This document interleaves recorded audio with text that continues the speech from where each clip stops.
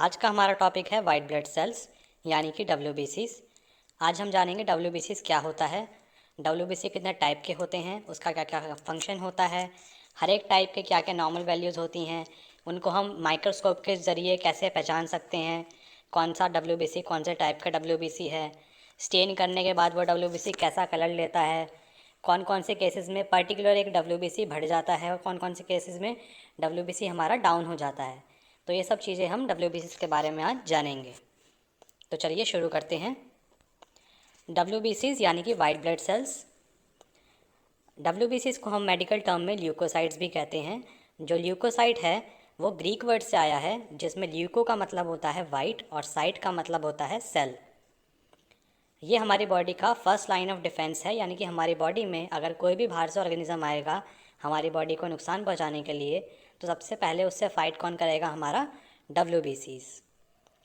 WBC हमारी body को protect करता है माइक्रोब से, पैरासाइट से, टॉक्सिन से, कैंसर से और भी बहुत बहुत सारी तरीके की चीज़ों से हमारा WBC जो है हमको प्रिवेंट करता है। WBCs में एक टर्म आती है TLC। TLC जैसे नाम से आपको समझ में आ रहा है, टोटल ल्यूकोसाइट काउंट। ल्यूकोसाइट मतलब WBCs। तो इन सब WBCs जैसे मैंने बताया था काफ़ी सारे टाइप्स के होते हैं। इनको अगर हम कलेक्टिवली काउंट करेंगे तो उसको हम बोलेंगे TLC। जैसे कि सपोज़ करिए एक क्लास में 50 स्टूडेंट्स हैं, तो 50 स्टूडेंट्स में आपके 40 बॉयज़ हैं, 10 गर्ल्स हैं। तो जो आपका, अगर मैं बोलूँगा बॉयज़ कितने हैं, गर्ल्स कितनी हैं, तो आप उसमें अलग अलग काउंट करेंगे। लेकिन अगर बोलूँगा इस क्लास में कितने स्टूडेंट्स हैं, तो आप बताएंगे 50 स्टूडेंट्स हैं। तो इसी मारे उसको हम TLC टोटल बोलेंगे, टोटल काउंट।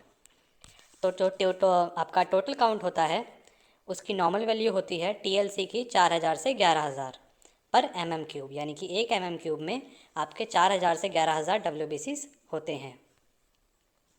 अगर ये ल्यूकोसाइट्स आपका नॉर्मल वैल्यू से बढ़ जाते हैं, यानी कि 11000 से बढ़ के 12000, 13000, 14000, 15000 ऐसे आपके पहुंच जाते हैं, तो इसको हम बोलते हैं ल्यूकोसाइटोसिस। और ये WBCs अगर आपके नॉर्मल वैल्यू से कम हो जाते हैं, यानी कि 4000 से गिर के 3000, 2000, इवन उससे भी ज़्यादा डाउन चले जाते हैं, तो उसको हम बोलते हैं ल्यूकोसाइटोपीनिया। दोस्तों आगे हम देखते हैं WBC का फंक्शन। तो WBC का जो फंक्शन होता है, पहला फंक्शन होता है इसका फैगोसाइटोसिस। WBC क्या करता है, इस हमारे जो न्यूट्रोफिल्स होते हैं, मोनोसाइट्स होते हैं, ये इस तरह के WBC क्या करते हैं, ये आपकी बॉडी में कोई भी बाहर से ऑर्गेनिज्म आएगा तो उसको खा जाएंगे, उसको डिस्ट्रॉय कर देंगे और उसको नुकसान नहीं पहुंचाने देंगे। दूसरा इसका फंक्शन होता है बॉडी डिफेंस। बॉडी डिफेंस इसका नेक्स्ट और दूसरा फंक्शन होता है। हमारी WBC क्या करती हैं, एंटीबॉडीज़ को जनरेट करती हैं।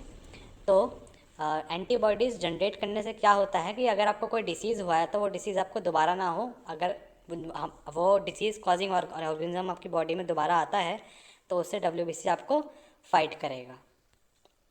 नेक्स्ट आता है formation of fibroblast. Lymphocyte convert हो जाता है फिब्रोब्लास्ट में।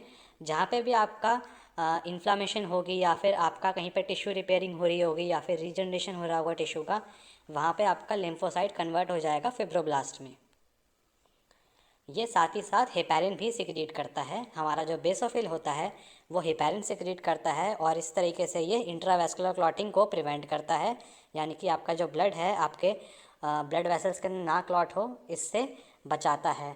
साथ साथ आपका क्लॉट को डिज़ोल्व करने में भी ये साथ साथ काम आता है। नेक्स्ट आता है इसका एंटी हिस्टामिन फंक्शन। दोस्तों जैसे कि इसिनोफिल और आपका बेसोफिल, ये कुछ WBCs होते हैं जिनके अंदर हिस्टामिन्स पाया जाता है। तो जहाँ पे एलर्जी होती है तो उस टाइम पे ये सेल्स जाके एंटी हिस्टामिन फंक्शन क्रिएट करते हैं। नेक्स्ट आता है production of thromboplastic substance. Thromboplastic substance ये प्रोड्यूस करते हैं, जैसे कि जिससे कि क्या होगा कि आपका कोगुलेशन में, ब्लड को क्लॉट करने में, जहाँ पे आपका ब्लड बह रहा होगा या फिर कहीं चोट लग जाती है तो उसको क्लॉट करने के लिए आपका ये काम करता है। थ्रोम्बोप्लास्टिक सब्सटेंस बनाने में हेल्प करता है, साथ साथ क्लॉट को डिपॉजिट होने में भी ये हेल्प करता है। नेक्स्ट आता है मैन्युफैक्चर ऑफ ट्रेफॉन्स। ये ट्रेफॉन्स को भी मैन्युफैक्चर करता है। ट्रिफॉन्स एक सब्सटेंस है जो कि प्लाज्मा प्रोटीन से बनता है, लेकिन ये प्लाज्मा प्रोटीन से बनाने का काम कौन करता है? ये काम हमारा डब्ल्यूबीसी करता है। अब ये ट्रेफॉन जो हैं वो किस काम में आते हैं? जो ट्रेफॉन होते हैं हमारी बॉडी में, अगर कहीं पे हमारा कोई टिश्यू है जिसको रिपेयर करना है या फिर उसको ग्रोथ करवानी है या फिर उसको न्यूट्रिशन प्रोवाइड कराना है, उन सब काम के लिए आपका ट्रेफॉन्स बहुत ज़्यादा ज़रूरी होते हैं। तो ये ट्रेफॉन्स बनाने का काम भी डब्ल्यूबीसी करता है। नेक्स्ट दोस्तों हम देखते हैं इसके बाद डब्ल्यूबीसी के टाइप्स। तो डब्ल्यूबीसी के बेसिकली 2 टाइप्स होते हैं। डब्ल्यूबीसी को 2 भागों में विभाजित किया गया है on the basis of granules. Granules मतलब छोटे छोटे दानों के बेसिस पे हमने डब्ल्यूबीसी को 2 भागों में बांट दिया। तो पहला है हमारा ग्रैन्युलोसाइट और दूसरा है हमारा अग्रैन्युलोसाइट। ग्रैन्युलोसाइट्स वो सेल होते हैं, वो डब्ल्यूबीसीज होते हैं जिनमें ग्रैन्यूल्स पाया जाता है, और अग्रैन्युलोसाइट्स वो डब्ल्यूबीसीज होते हैं जिनमें ग्रैन्यूल्स नहीं पाए जाते। आ लग गया मत आ आगे लग गया, ए लग गया, यानी कि अग्रैन्युलोसाइट, यानी कि ये चीज़ इसमें नहीं पाई जाएगी। नेक्स्ट आता है ग्रैन्युलोसाइट। तो ग्रैन्युलोसाइट के भी आपके आगे काफ़ी सारे टाइप्स होते हैं, जिसमें से आपका पहला होता है न्यूट्रोफिल, दूसरा होता है इसिनोफिल और तीसरा होता है बेसोफिल। तो न्यूट्रोफिल, इसिनोफिल और बेसोफिल के बारे में हम अभी आगे डिटेल में जानेंगे। अग्रैन्युलोसाइट। अग्रैन्युलोसाइट में आपका पहला आता है लिम्फोसाइट। दोस्तों लिम्फोसाइट के भी आपके टाइप्स होते हैं। पहला होता है टी सेल और दूसरा होता है बी सेल। अग्रैन्युलोसाइट का भी एक टाइप होता है दूसरा, जिसको हम बोलते हैं मोनोसाइट। तो ये आपके टोटल 2 टाइप के होते हैं अग्रैन्युलोसाइट, लिम्फोसाइट और मोनोसाइट। अब आता है हमारा डीएलसी। जैसे कि मैंने आपको एग्जांपल दिया था कि एक क्लास में अगर 50 स्टूडेंट्स हैं, तो अगर हम उसमें से 40 बॉयज़ हैं, 10 गर्ल्स हैं, तो आपका अगर उनको अलग अलग काउंट करेंगे तो हम बोलेंगे अलग अलग, डिफरेंशियल, अलग अलग करके काउंट कर रहे हैं। तो ऐसे डब्ल्यूबीसी हमने डिफरेंट टाइप्स के भी देखे, neutrophil, eosinophil, basophil, lymphocyte, monocyte, इन सबको हम अगर अलग अलग काउंट करेंगे तो इसको हम बोलेंगे डिफरेंशियल ल्यूकोसाइट काउंट। और इन सब डब्ल्यूबीसी को अगर हम एक साथ काउंट करेंगे तो उसको हम बोलेंगे टोटल ल्यूकोसाइट काउंट। तो अब हम देखते हैं डिफरेंशियल ल्यूकोसाइट काउंट। तो दोस्तों आपको ये टेबल दिख रही होगी, इसमें डब्ल्यूबीसी टोटल काउंट की डिफरेंशियल काउंट की परसेंटेज है। तो न्यूट्रोफिल आता है इसमें 40 to 70%, इसकी टोटल में से इसकी वैल्यू होती है 40 to 70% आपके न्यूट्रोफिल दिखते हैं नॉर्मल रेंज में। और इसिनोफिल आपके 2 से 4% होते हैं। बेसोफिल आपका 0.5 to 1% होते हैं। लिम्फोसाइट आपका 20 to 40% होता है और मोनोसाइट आपका 2 से 8% होता है। दोस्तों अब ये आपको इमेज दिख रही है, माइक्रोस्कोप के अंदर हमने ब्लड देखा, तो ब्लड में हमको ये आपके जो दिख रहे हैं वो सारे हमारे डब्ल्यूबीसीज हैं। मैं आपको मार्क करके दिखा देता हूँ। तो ये वाला, ये सारे जो हैं, ये सारे के सारे आपके डब्ल्यूबीसीज हैं। ओके, तो ये डब्ल्यूबीसी आपका कौन से टाइप का है? न्यूट्रोफिल। तो न्यूट्रोफिल के बारे में हम अभी डिटेल में आगे देखते हैं। न्यूट्रोफिल, इसका जो साइज़ होता है वो 10 से 12 माइक्रोमीटर होता है डायमीटर के अंदर, और ये मल्टीलोबुलर होता है, यानी कि 2 से 5 इसके लोब्स होते हैं न्यूक्लियस के। तो न्यूक्लियस के लोब्स यानी कि जैसे कि आपको एग्जांपल में अगर मैं बताऊं कि आपका ये न्यूक्लियस, ये कोई सेल है, अगर आपका ये कोई सेल है तो उसके अंदर सेल के अंदर आपका न्यूक्लियस होता है। ये सपोज़ करिए ये न्यूक्लियस है किसी सेल के अंदर, तो ये न्यूक्लियस आपका, इसकी जगह इसमें लोब्स दिखेंगे आपको, ऐसे ऐसे, तो यानी कि 2 लोब हो गए। और अगर ऐसे करके ऐसे दिख जाए आपको तो ये 3 लोब वाला न्यूक्लियस हो गया। इस तरीके से आपको न्यूट्रोफिल के अंदर 2 से 5 लोब तक दिख सकते हैं। आगे देखते हैं पीएमएन। न्यूट्रोफिल को हम पीएमएन यानी कि पॉलीमॉर्फ न्यूक्लियर न्यूट्रोफिल के नाम से भी जानते हैं, क्योंकि अपनी मॉर्फोलॉजी काफ़ी ज़्यादा चेंज कर लेता है। न्यूक्लियस का जो स्टेन होगा, अगर इसको हम स्टेन करें न्यूट्रोफिल को, तो स्टेन करने के बाद इसका जो न्यूक्लियस होगा वो पर्पल वॉयलेट कलर का दिखता है। इसका जो साइटोप्लाज्म होगा उसके अंदर बहुत छोटे छोटे फाइन ग्रैन्यूल्स आपको दिखेंगे, और ये ग्रैन्यूल स्टेन होंगे पिंक या फिर ऑरेंज कलर के।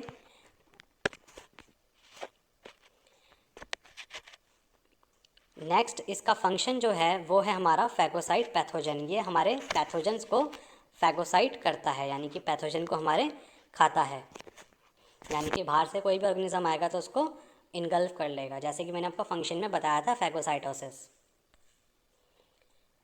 आगे हम देखते हैं न्यूट्रोफिल की नॉर्मल वैल्यू। तो न्यूट्रोफिल की नॉर्मल वैल्यू 40 to 70% है। अगर ये नॉर्मल वैल्यू से कम हो जाएगा, यानी कि 40% से कम हो जाता है, तो उसको हम बोलते हैं न्यूट्रोपीनिया। ये पीनिया मतलब वर्ड क्या, ये आपकी मेडिकल टर्मिनोलॉजी है। पीनिया मतलब हो गया कम। तो नॉर्मल वैल्यू से अगर आपको कम हो गया तो ये न्यूट्रोपीनिया कब होगा आपको, अगर न्यूट्रोफिल आपके डिक्रीज्ड प्रोडक्शन, यानी कि आपकी न्यूट्रोफिल की प्रोडक्शन जो हो रही है वो बहुत ज़्यादा कम हो रही है, या फिर कोई बोन मैरो में कोई दिक्कत है, यानी कि बोन मैरो आपकी ब्लड बनाती है, तो बोन मैरो में अगर कोई दिक्कत है, जैसे कि type megaloblastic anaemia, myelodysplasia, acute leukaemia, इस तरह के कुछ अगर बोन मैरो में आपकी दिक्कत है, तो हो सकता है कि न्यूट्रोफिल आपके डाउन हो जाएं। या फिर कुछ ड्रग्स की वजह से भी, लाइक सल्फोनामाइड्स, डायूरेटिक्स, इस तरह की कुछ ड्रग्स होती हैं जिसकी वजह से आपका न्यूट्रोफिल डाउन चले जाता है। साथ ही साथ ऐसा भी हो सकता है कि आपका सब कुछ ढंग से बन रहा है, आपका न्यूट्रोफिल वगैरह सब ढंग से बन रहे हैं, लेकिन आपका जो डिस्ट्रक्शन है न्यूट्रोफिल का वो बहुत ज़्यादा हो रहा है। वो कब हो सकता है, आपका हाइपर स्प्लीनिज्म के केस में, यानी कि स्प्लीन जो है वो ओवर एक्टिव हो गई है, अब स्प्लीन आपकी बहुत ज़्यादा काम कर रही है और आपके न्यूट्रोफिल्स या WBCs या फिर और अदर कोई भी ब्लड सेल्स को बहुत ज़्यादा डिस्ट्रॉय कर रही है। तो इन सब केसेस में आपका न्यूट्रोफिल इंक्रीज़ हो सकता है।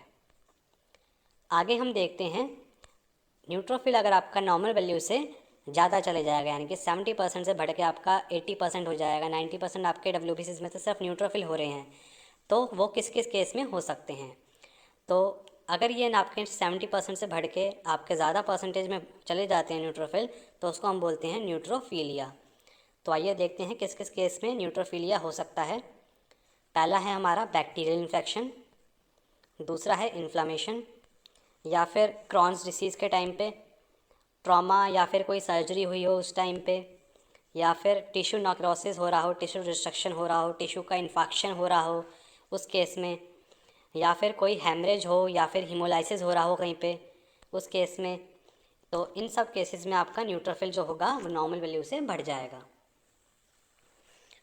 दोस्तों आगे आपको इमेज दिख रही होगी, ये आपकी जो इमेज है इसमें आपको इस इमेज में आपको इस्नोफिल दिख रहे होंगे, WBCs। ये आपके जो टाइप है ये इस्नोफिल है।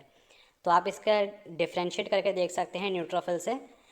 वीडियो में बैक जाके न्यूट्रोफिल कैसे दिखते हैं और इस्नोफिल कैसे दिखते हैं, तो इसमें आपको दिख रहा होगा कि इस्नोफिल के सिर्फ 2 ही लोब हैं, और ये न्यूट्रोफिल के आपके 2 या 2 से ज़्यादा लोब भी दिख सकते थे, लेकिन इस्नोफिल में सिर्फ 2 ही लोब्स दिखते हैं। तो आगे जानते हैं इस्नोफिल के बारे में थोड़ा सा और। तो इस्नोफिल जो होता है वो बायलोब्ड होता है, यानी कि इसके न्यूक्लियस के 2 लोब्स होते हैं। बाय मतलब 2। ये न्यूट्रोफिल के कंपैरिजन में थोड़ा सा साइज़ में बड़ा होता है। इसका जो साइज़ होता है वो 12 से 17 माइक्रोमीटर होता है डायमीटर में, और ये थिक ग्रैन्यूल्स कंटेन करता है इनके साइटोप्लाज्म के अंदर, क्योंकि न्यूट्रोफिल में जो ग्रैन्यूल्स होते हैं वो थोड़े फाइन होते हैं, लेकिन इसमें थोड़े ग्रैन्यूल्स कैसे होते हैं, एज़ कम्पेयर टू न्यूट्रोफिल थोड़े से ज़्यादा थिक होते हैं।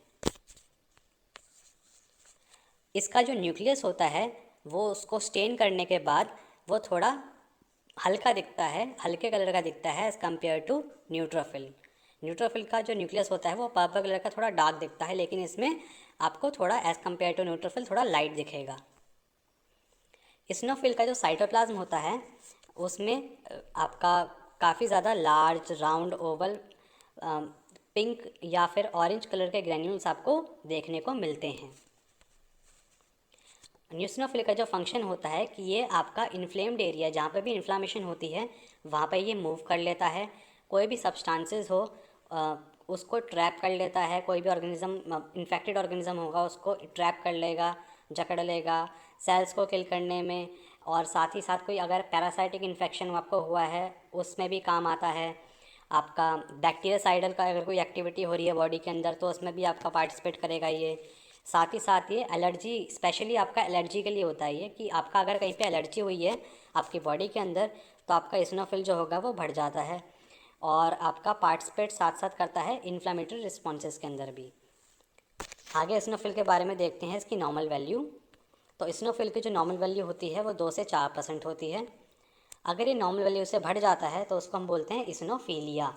फीलिया जैसे कि न्यूट्रोफिल बढ़ जाता था तो उसको क्या बोलते थे, न्यूट्रोफीलिया। ऐसे ही इसिनोफिल में इसिनोफीलिया, ऐसे ही बेसोफिल में क्या होगा, बेसोफीलिया। तो फीलिया, ये जो ये जो टर्म लगाई है पीछे मेडिकल टर्मिनोलॉजी में, ये आपका बढ़ने को, इंक्रीज को दर्शाती है। तो ये किस किस केस में बढ़ेगा आपका, पहला आता है allergic disease, asthma, eczema, pulmonary hypersensitive reaction, या फिर आपका कोई स्किन डिसीज़ हो जैसे कि रैशेज़ वगैरह कहीं पे हो रहे हों तो एलर्जी टाइप का होता है ये। और आपका ड्रग से अगर आपको कोई सेंसिटिविटी हो रही है उस केस में, या फिर कनेक्टिव टिश्यू में कोई डिसीज़ हुआ है, या फिर आपके कोई हेमेटोलॉजिकल कोई दिक्कत है जैसे कि हॉटगिन लिम्फोमा, इसिनोफिलिक ल्यूकीमिया, और भी बहुत सारे टाइप की चीज़ें हैं वो कि आप देख सकते हैं और इनमें से आप कुछ अपनी जानकारी के लिए याद भी रख सकते हैं। आगे हम देखते हैं अगले टाइप का हमारा ग्रेन्युलोसाइट, जो कि है हमारा बेसोफिल। तो आपको बेसोफिल दिख रहा होगा, एज़ कम्पेयर टू न्यूट्रोफिल और इसिनोफिल इसका न्यूक्लियस पहचानना बहुत ज़्यादा मुश्किल है। आपको ढंग से दिख भी नहीं रहा होगा क्योंकि इसके ग्रैन्यूल्स जो हैं उसने न्यूक्लियस को पूरा कवर कर रखा है, तो आपको न्यूक्लियस देखने में बहुत ज़्यादा दिक्कत होती है। तो बेसोफिल आपका ऐसा ही दिखता है बिल्कुल माइक्रोस्कोप के अंदर। तो आइए बेसोफिल के बारे में थोड़ा सा जानते हैं। तो बेसोफिल, इसका जो न्यूक्लियस होता है वो एस शेप का, या फिर कुछ आपको बुक्स में आपको यू शेप का भी देखने को मिल जाएगा। इसका जो साइज़ होता है वो 10 से 12 माइक्रोमीटर होता है डायमीटर में, और इसके जो ग्रैन्यूल्स होते हैं वो कोर्स होते हैं, मतलब कि एज़ कम्पेयर टू न्यूट्रोफिल और इसिनोफिल और ज़्यादा बड़े होते हैं, जो कि आपने इमेज में भी देखा भी। इसका जो आपका ग्रैन्यूल्स होंगे वो डीप पर्पल या फिर ब्लू कलर के स्टेन होंगे, और इसके जो साइटोप्लाज्मिक ग्रैन्यूल्स होंगे उसके अंदर हेपेरिन होता है और हिस्टामिन होता है, जो कि कहीं पे भी इन्फ्लामेशन होगा वहाँ पे जाके ये रिलीज़ करते हैं हिस्टामिन और हेपेरिन को। आगे हम बेसोफिल की नॉर्मल वैल्यू देखते हैं। तो बेसोफिल की नॉर्मल वैल्यू होती है 0.5 to 1%। अगर ये 1% से ज़्यादा हो जाता है आपका बेसोफिल तो उसको हम बोलते हैं बेसोफिलिया। बेसोफिलिया आपका किस किस केस में हो सकता है, आपका CML के केस में, यानी कि क्रॉनिक माइलॉइड ल्यूकीमिया के केस में, माइलोफिब्रोसिस के केस में, आपका पॉलीसाइथीमिया वेरा के केस में, या फिर कोई हीमोलाइटिक एनीमिया का केस हो, या फिर आपका स्प्लीनेक्टोमी हो गई हो, या फिर कोई इरेडिएशन, अल्सरेटिव कोलाइटिस, या फिर यूरीमिया। इन सब केसेस में आपका बेसोफिल बढ़ा हो सकता है। और भी बहुत सारे केसेस हैं, लेकिन ये कुछ कॉमन है, इसमें आप 2-4 अपनी जानकारी के लिए याद रख सकते हैं। नेक्स्ट हमारे टाइप का WBC के टाइप का आता है हमारा लिम्फोसाइट। ये आपको इमेज में दिख रहा होगा लिम्फोसाइट। ग्रैन्युलोसाइट में आ गए हैं हम, या जिसमें कि आपको ग्रैन्यूल्स देखने को नहीं मिलेंगे। तो इसमें आता है हमारा लिम्फोसाइट। तो लिम्फोसाइट जो है उसके बारे में देखते हैं कि लिम्फोसाइट जो होता है आपका इम्यूनोलॉजिकल रिस्पॉन्सेज में इन्वॉल्व होता है। लिम्फोसाइट फाउंड होता है आपका लिम्फॉइड ऑर्गन्स में, आपके लिम्फॉइड ऑर्गन में ज़्यादातर ये पाया जाता है। आपका जो इसका लिम्फोसाइट का जो न्यूक्लियस होता है वो काफ़ी ज़्यादा लार्ज होता है। आपने अभी इमेज में भी देखा कि उसका जो न्यूक्लियस है वो बहुत ज़्यादा बड़ा होता है। अप्रॉक्स आपका जो टोटल सेल है उसमें 80 to 90% पार्ट जो कवर होगा वो न्यूक्लियस से ही हो जाता है, बाकी 10 to 20% आपका साइटोप्लाज्म बचता है। और आपका इसका जो न्यूक्लियस होगा वो पर्पल कलर का स्टेन होता है, जो कि आपने इमेज में भी देखा भी। लिम्फोसाइट जो बेसिकली 2 टाइप्स के होते हैं। पहला है हमारा टी लिम्फोसाइट या फिर टी सेल। ये टी सेल इसको हम बोलते हैं, ये थाइमस डिपेंडेंट होता है, रिस्पॉन्ड करता है वायरल इन्फेक्टेड सेल के अगेंस्ट और आपके ट्यूमर सेल के अगेंस्ट। बी सेल, इसका जो दूसरा टाइप आता है वो है बी सेल, यानी कि बी लिम्फोसाइट। बी लिम्फोसाइट आपका बोन मैरो डिपेंडेंट होता है। ये डिवाइड होता है डिफरेंट प्लाज्मा सेल्स में, जो कि प्रोड्यूस करता है एंटीबॉडीज़ को अगेंस्ट डिफरेंट एंटीजन। तो आपकी बॉडी में कोई भी बाहर से ऑर्गेनिज्म आएगा, उसकी बॉडी के ऊपर एंटीजन होगा, तो उसको ट्रैक करने के लिए, उसको पहचानने के लिए हमारी बॉडी WBC क्या करेगी, एंटीबॉडीज़ बनाती है। तो ये एंटीबॉडीज़ बनाने का काम कौन सा WBC करता है, वो हमारा लिम्फोसाइट करता है। लिम्फोसाइट में कौन सा लिम्फोसाइट, बी लिम्फोसाइट, और T हेल्प लिम्फोसाइट उसकी हेल्प भी करता है साथ साथ। नेक्स्ट आता है लिम्फोसाइट के टाइप्स आपके अगर हम मॉर्फोलॉजी के बेसिस पे देखें इमेज के अंदर माइक्रोस्कोप में, तो लिम्फोसाइट आपके 2 टाइप में क्लासीफाई हो रखे हैं। पहला है हमारा स्मॉल लिम्फोसाइट, जिसका साइज़ होता है आपका 9 से 12 माइक्रोमीटर, और दूसरा होता है लार्ज लिम्फोसाइट, जिसका साइज़ होता है 12 से 16 माइक्रोमीटर। लिम्फोसाइट जो है उसकी नॉर्मल वैल्यू होती है 20 to 40%। अगर ये नॉर्मल वैल्यू से बढ़ जाता है तो उसको हम बोलते हैं लिम्फोसाइटोसिस। तो लिम्फोसाइटोसिस आपका किस केस में हो सकता है, कोई आपका बैक्टीरियल इन्फेक्शन हो या फिर कोई वायरल इन्फेक्शन हो, जैसे कि आपको ब्रैकेट में काफ़ी सारे इन्फेक्शंस दिख रहे होंगे, इनमें से कोई इन्फेक्शन हो तो उस केस में आपका लिम्फोसाइट बढ़ सकता है। या फिर आपका कोई हेमरेजिक डिसीज़ हो, जैसे कि ग्रैनुलोसाइट आपके बढ़ना चालू हो गए हों, प्लास्टिक एनीमिया के केस में, लिम्फोसाइटिक ल्यूकीमिया के केस में उन सब केसेस में आपका जो लिम्फोसाइट होगा से बढ़ जाता है। अगर हम देखते हैं कि लिम्फोसाइट आपका नॉर्मल वैल्यू से कम हो जाता है तो वो किस किस केस में कम हो सकता है। अगर वो कम हो जाता है तो उसको हम बोलेंगे लिम्फोसाइटोपीनिया।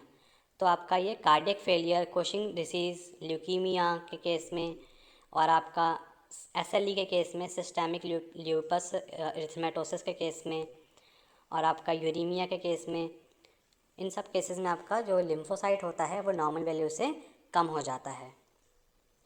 अब हम देखते हैं अपना लास्ट टाइप ऑफ WBC, जो कि है हमारा मोनोसाइट। तो ये आपको दिख रहा होगा, ये हमारा WBC है, और एक किडनी शेप का आपको, किडनी या फिर राजमा आपको दिख रहा होगा। राजमा के शेप का इसका न्यूक्लियस होता है, किडनी के शेप का इसका न्यूक्लियस होता है। तो हम देखते हैं मोनोसाइट के बारे में। मोनोसाइट का जो साइज़ होता है वो 15 से 18 माइक्रोमीटर होता है डायमीटर के अंदर, और इसका जो ये हमारा WBC जो है, सबसे लार्जेस्ट WBC जो होएगा हमारा मोनोसाइट होता है, और सबसे स्मॉलेस्ट WBC हमारा लिम्फोसाइट होता है। तो सबसे बड़ा लिम्फोसाइट हमारा कौन सा है, मोनोसाइट। तो मोनोसाइट जो है वो लार्ज होता है, हॉर्स शू शेप का या फिर किडनी शेप का या फिर बीन शेप्ड का इसका न्यूक्लियस होता है, जो कि पेल वॉयलेट कलर का स्टेन होता है आफ्टर स्टेनिंग।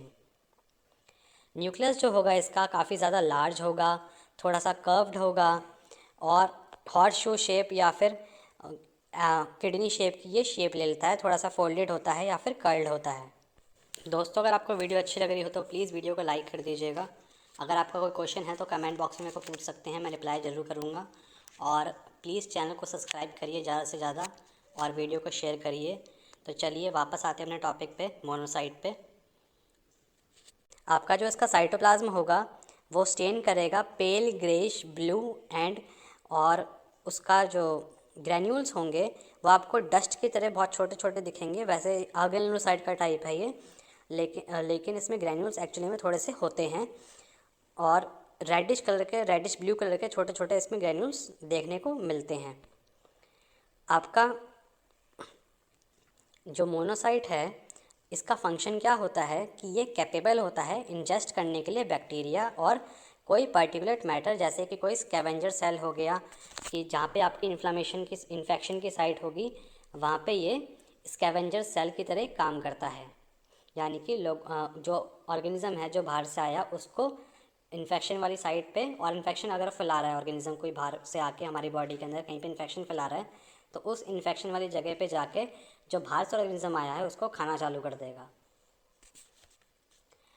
तो मोनोसाइट जो है आपका ब्लड में रिलीज़ होने के बाद, अगर आपका बोन मैरो में आपका मोनोसाइट बना तो उसके बाद अगर आपका ब्लड में रिलीज़ हो गया तो 36 घंटे तक आपका ये ब्लड में रहता है। उसके बाद ये माइग्रेट कर जाता है, मूव कर जाता है कनेक्टिव टिश्यू में, और ये कहलाता है वहाँ पे जाके मैक्रोफेज। तो मोनोसाइट एक्चुअली में मैक्रोफेज ही होता है, लेकिन अगर ये इसको हम टिश्यू में बोलेंगे तो उसका नाम चेंज करके क्या हो जाता है, मैक्रोफेजेस। मोनोसाइट जो है उसकी नॉर्मल वैल्यू होती है 2 से 8%, और ये नॉर्मल वैल्यू से अगर बढ़ जाता है तो उसको हम बोलते हैं मोनोसाइटोसिस। तो मोनोसाइटोसिस किस किस केस में हो सकता है, अग्रेनुसाइटोसिस के केस में, अमोपिक एब्सेसिस के केस में, ब्रूसेलोसिस, या फिर चिकन पॉक्स हो गया, क्रॉनिक टीबी हो गया, कोई इन्फेक्शियस मोनोन्यूक्लियोसिस हो गया, कोई टाइफाइड फीवर केस में, या फिर ट्रिपेनोसोमा से कोई इन्फेक्शन हो गया है, ये पैरासाइटिक इन्फेक्शन है आपके, या फिर कोई ट्यूमर हो, या फिर मोनोसाइटिक ल्यूकीमिया, इस तरह के अगर कोई इन्फेक्शन होता है तो उस केस में आपका मोनोसाइट बढ़ सकता है। तो दोस्तों उम्मीद है आपको मेरी वीडियो ये समझ में आई होगी WBCs की, और आपके WBCs से रिलेटेड जितने भी डाउट्स होंगे सारे क्लियर हो गए होंगे। तो थैंक यू सो मच। अगर आपको वीडियो अच्छी लगी हो तो प्लीज़ वीडियो को लाइक करिएगा।